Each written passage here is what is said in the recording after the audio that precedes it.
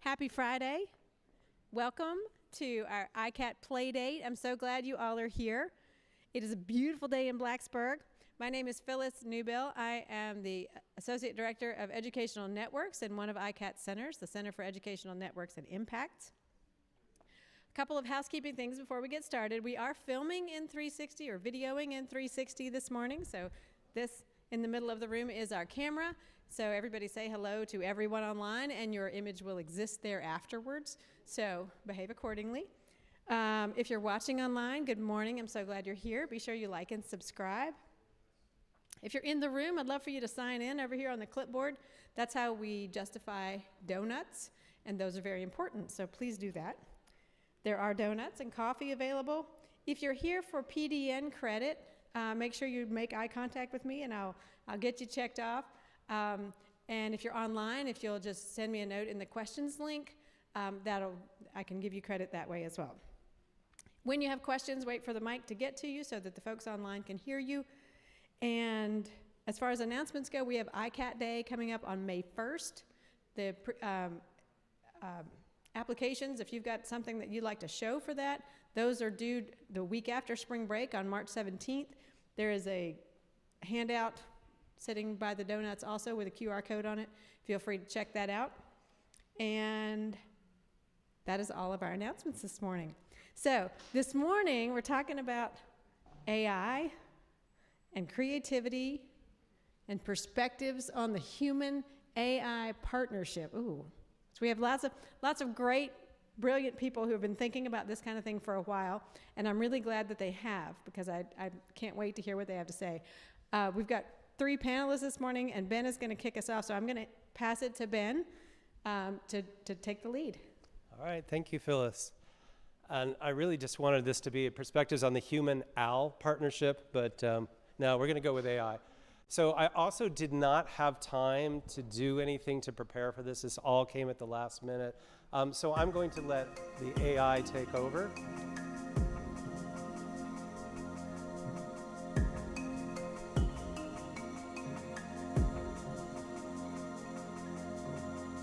Welcome to our Institute for Creativity, Arts, and Technology Playdate on Perspectives on the Human-AI Partnership. We are thrilled to bring together experts from healthcare, education, and economics to explore the intersection of art, technology, and artificial intelligence. As AI systems continue to evolve and become more sophisticated, it is becoming increasingly clear that they have the potential to transform various fields, including healthcare, education, and economics. This Playdate is an opportunity for participants to engage in a dialogue about the opportunities and challenges presented by the human-AI partnership in these fields. We will explore how AI can augment human capabilities, improve decision-making, and enhance the efficiency of various tasks in healthcare, education, and economics. We will also discuss the potential risks and ethical concerns associated with the use of AI in these fields, including issues of privacy, data security, and fairness. The goal of this Playdate is to foster a collaborative environment where participants can exchange ideas and perspectives on the human-AI partnership in healthcare, education, and economics. By the end of the Playdate, participants will have a better understanding of the potential benefits and challenges of the human-AI partnership in these fields and will be equipped with the knowledge and tools needed to develop effective strategies for integrating AI systems into their respective fields. Our distinguished speakers from healthcare, education, and economics will provide unique perspectives on the topic of the human-AI partnership, and we look forward to a lively discussion and exchange of ideas. We hope that this Playdate will inspire new ideas and spark a deeper appreciation for the possibilities of the human-AI partnership in healthcare, education, and economics.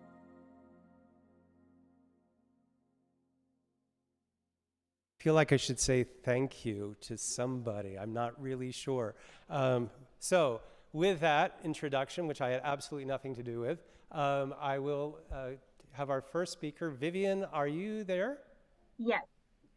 Vivian is muted. Yes. Oh, hey, Vivian. So Vivian is zooming in from Carillion, and I'll turn it over to you, Vivian. Sounds good. So I'm going to talk about AI in healthcare. Next slide.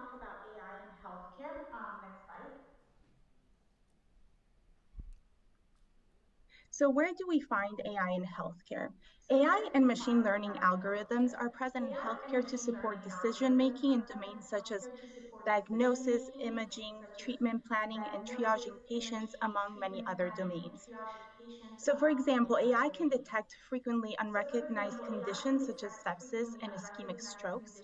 AI can also help clinicians make decisions on what patients have an emergency need versus those that do not. AI is also present in environments such as the operating room. It can help with preoperative patient workup, surgical indications, and outcome predictions. Then there's robotic assisted surgery like the Da Vinci, which helps surgeons achieve speed and technical precision, and it can help with surgeon fatigue as well. So AI is really taking over many aspects of healthcare because it has two advantages to human performance. The first is that AI can learn from big data much more efficiently compared to clinicians, and clinicians can then use that information to make informed decisions at point of care. Second, AI systems can perform predefined tasks with higher precision, and they can do so continuously without suffering from burnout as humans do. Oh, next slide. So we have this wonderful tool that can be a clinical teammate that can assist with all domains mentioned and more, but it can be challenging to integrate it in a reliable way. And here is why. Next slide. So one of the barriers of the adoption and use of AI is the bias in the data. So how you train a data set is by using previous responses to a clinical case, for example, but sometimes the responses from clinicians to the same clinical case may vary. So when you train AI-based tools with subjective responses, then individual biases may carry over. Then vulnerable groups such as minorities and patients with disabilities may not be adequately represented in the data, and their needs may not be then accounted for if these groups are not carefully considered when training the data set. Trust is one mechanism that influences the clinician's use and adoption of AI. Trust in AI can be influenced by human factors as well as properties of the AI system.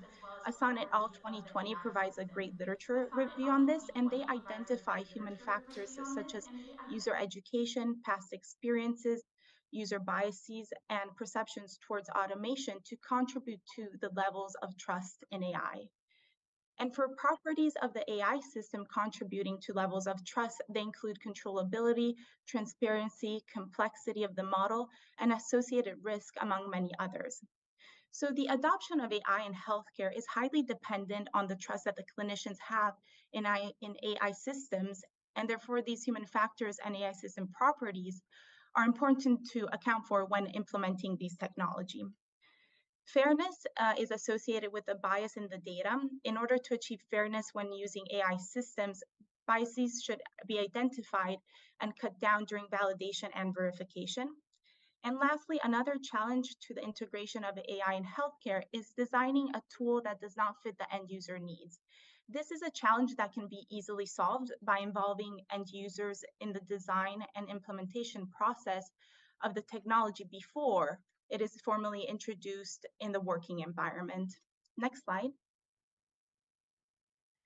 So we have this really powerful tool that can really help advance the medical and healthcare field, but we need to be mindful of how we implement it.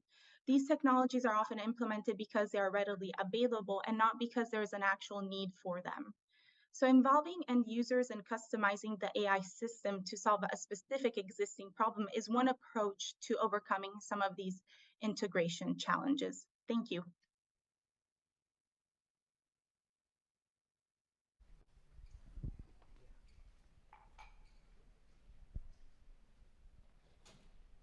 All right, I guess that means I'm up. Hi, everybody. I'm Darren Williams. I'm the Director of Instructional Design for Telos. They promised me donuts and coffee, so I'm heavily sugared and caffeinated. If you need me to slow down, that's just tell me. All right, let's go to the next slide.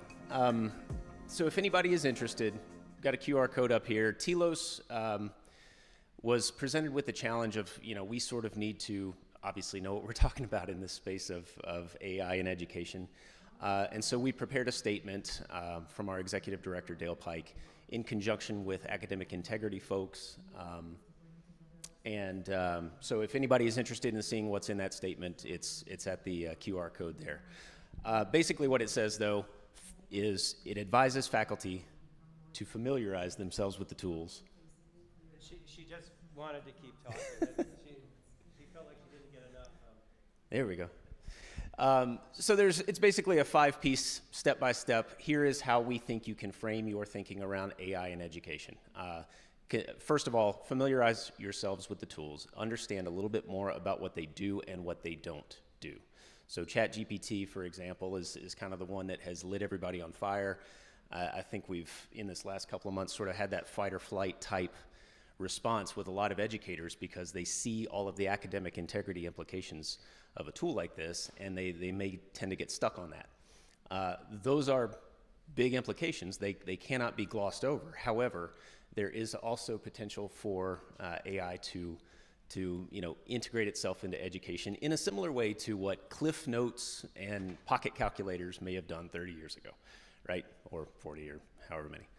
I'm kind of dating myself there, but so if you're interested in that statement, that can sort of give you an initial framework of sort of what we advise in this time. There's plenty of links and resources in there. And there's also a beginner syllabus statement for any of you who may want to consider how this may fit into your syllabus and or into your course. Next slide, please. So what I want to do, though, I'm really on the user side. I don't dive into the geekery behind it. I really want to know practically how does this affect the people that I talk to on a daily basis, the faculty here at Virginia Tech. So what I wanted to do is bring it down to the good old Bloom's taxonomy and think about what are the patterns that I'm seeing. When I see suggestions of potential activities, what I'm actually seeing is lots of opportunities with AI to actually achieve those 3 higher levels of activities: creating, analyzing, and evaluating. So just for fun, I did ask ChatGPT to give me 2 specific examples of how generative AI can help students achieve each of these levels. And faithfully, it did exactly what I asked it to. However, the interaction was student enters prompt, ChatGPT makes a thing, and it's done. I think that the value here, though, is student enters prompt, ChatGPT does a thing, student then critiques what ChatGPT did. Student evaluates it according to maybe it's an industry rubric, whatever it may be. So anytime you extend, student is asked to use ChatGPT or another generative AI tool, they then have the ability to show off their expertise by evaluating the quality of what it created. This may also, of course, require the student to go back in and do some more research, right? These are good things. We want them doing these things.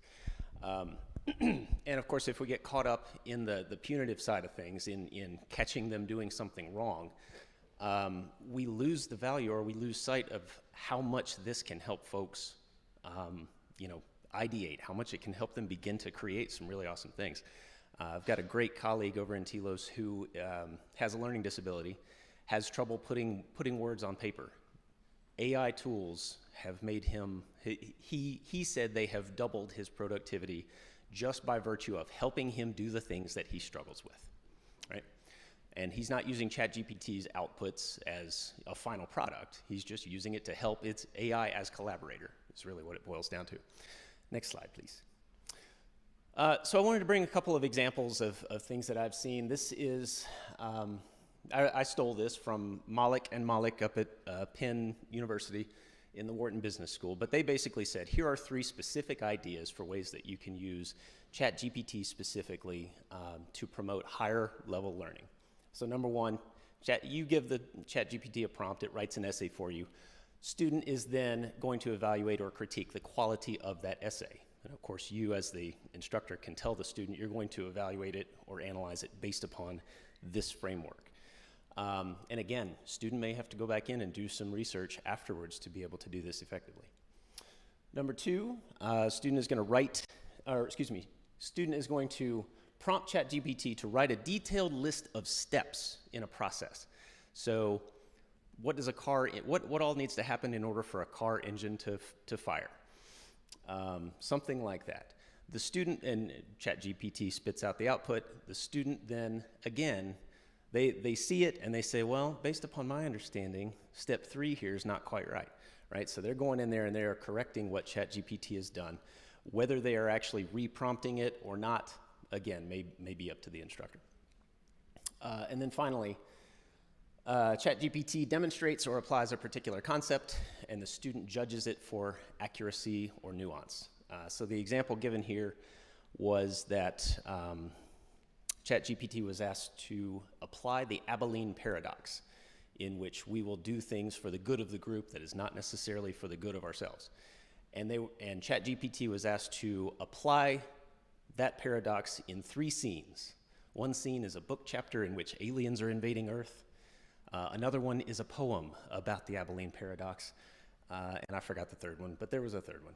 And the student then goes in and says, well, I think that it is best applied, the Abilene paradox is best applied in situation number 1 because ABC.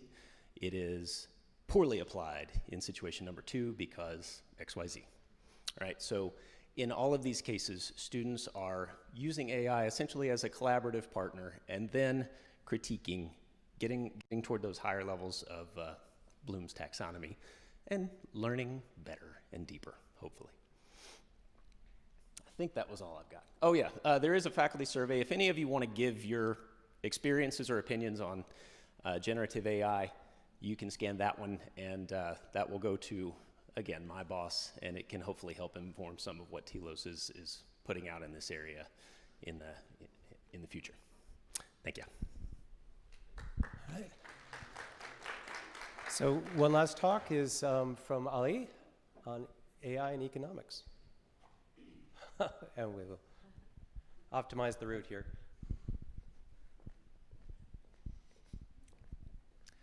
Good morning, everyone, and thank you for having me here today. I'm Ali Habibnia from Econ and CMDA program, and I'm honored to have the opportunity to share some of my experience in the field of AI as an economist with you.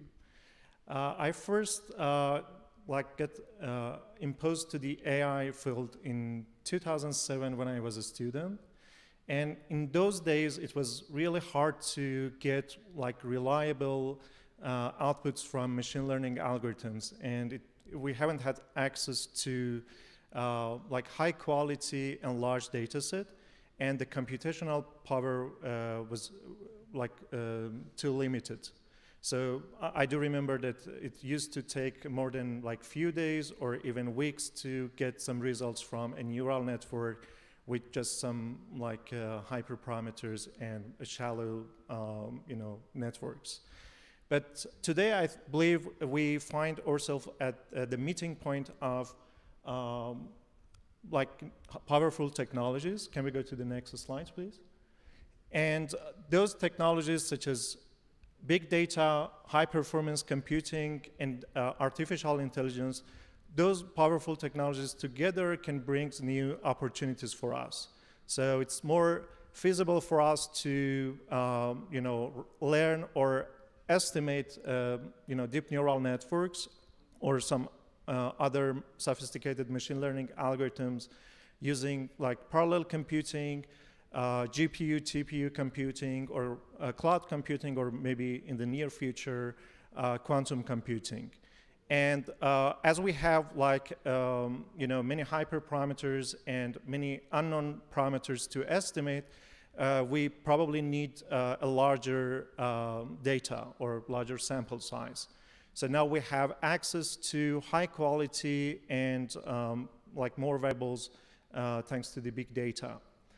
And practitioners and researchers in different disciplines are trying to adopt and improve those technologies to basically, in their day-to-day task.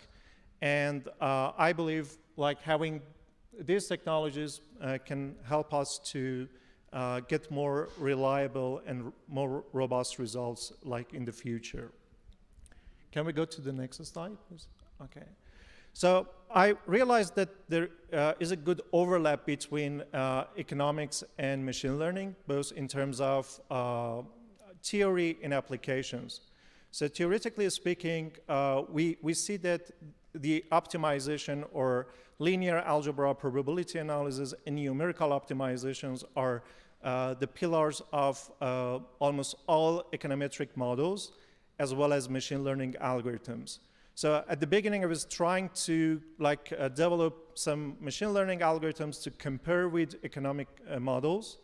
And like in 2008-9, I was trying to combine some concepts from machine learning, such as fuzzy systems, evolutionary algorithms, and neural networks, in a hope that we can get more accurate forecast in economics and finance.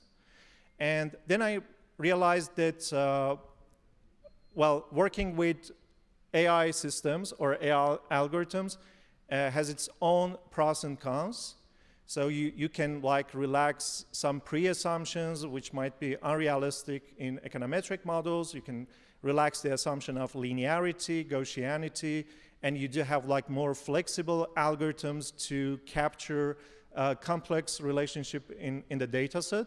But at the same time, it's not easy to get robust and consistency from machine learning algorithms.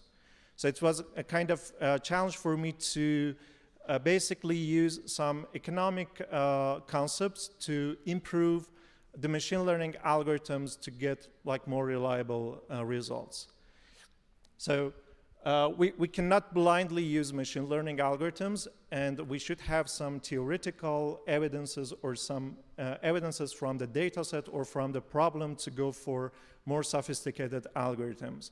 And at the end of the day, we can also develop some machine learning algorithms that can shrink to more simple algorithms such as linear models if there is no complexity in the data set.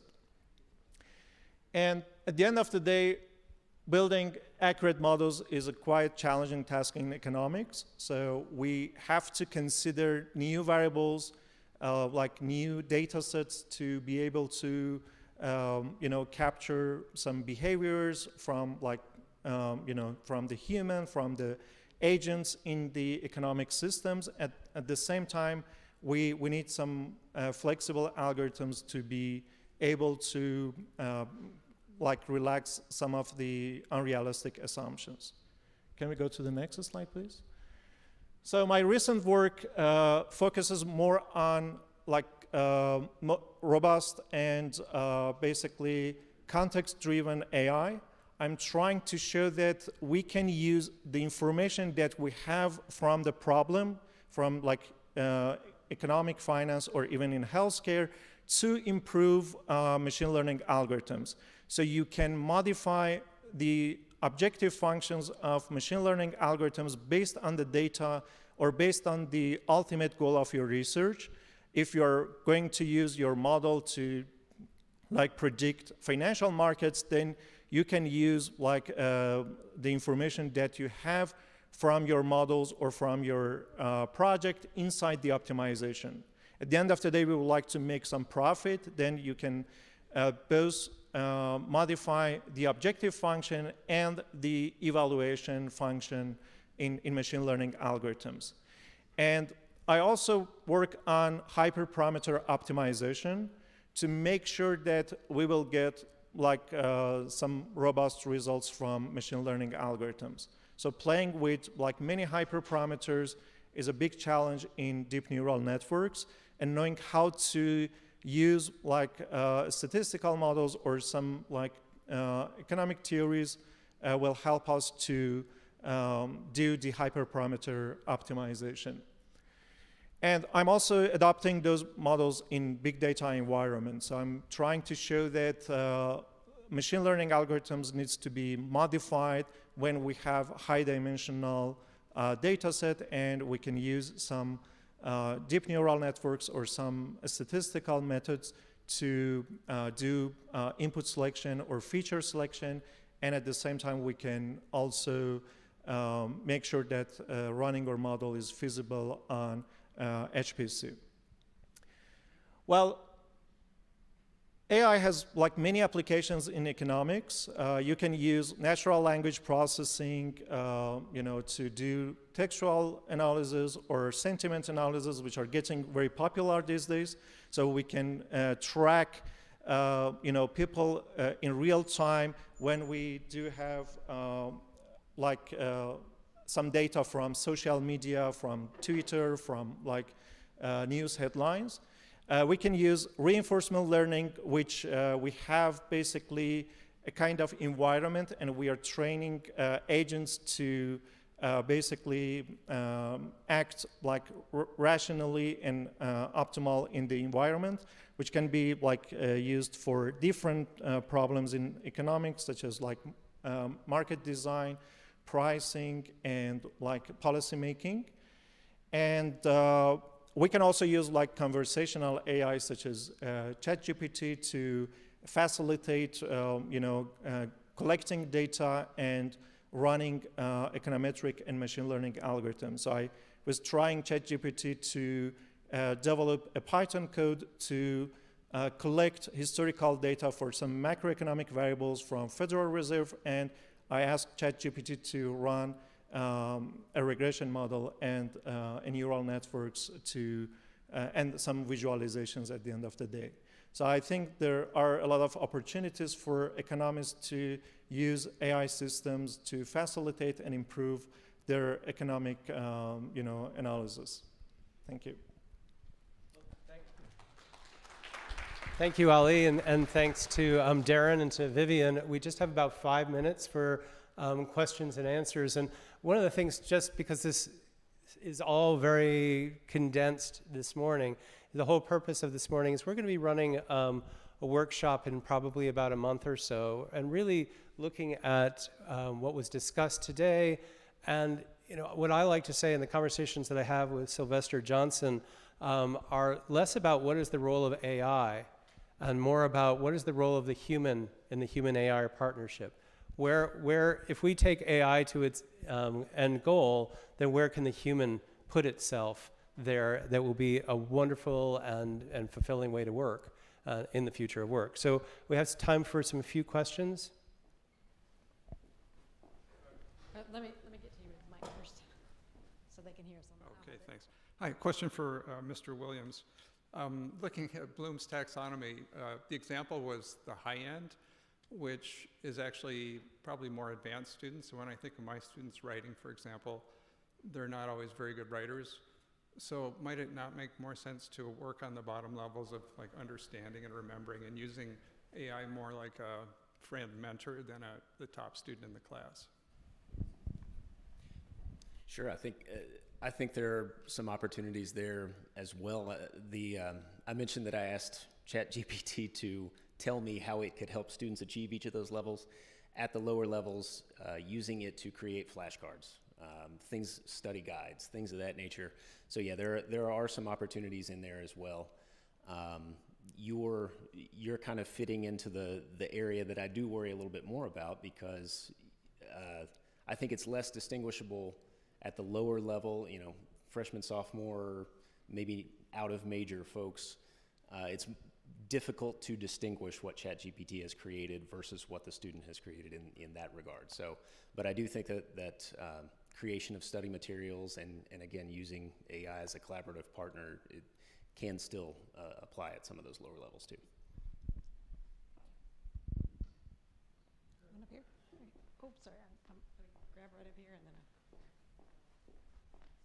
Hi, again, following up on this, I find this idea of using it as having the students critique the work very interesting, because one of the sort of deep structural problems with the GPT and these large language models is that they have a tendency to make things up or to say things that are folklore rather than as if they're true. And I think that really encouraging a critical attitude towards the output of these things is, I think, key to the way to use them in an educational situation, because they'll even make up references, they'll make up links.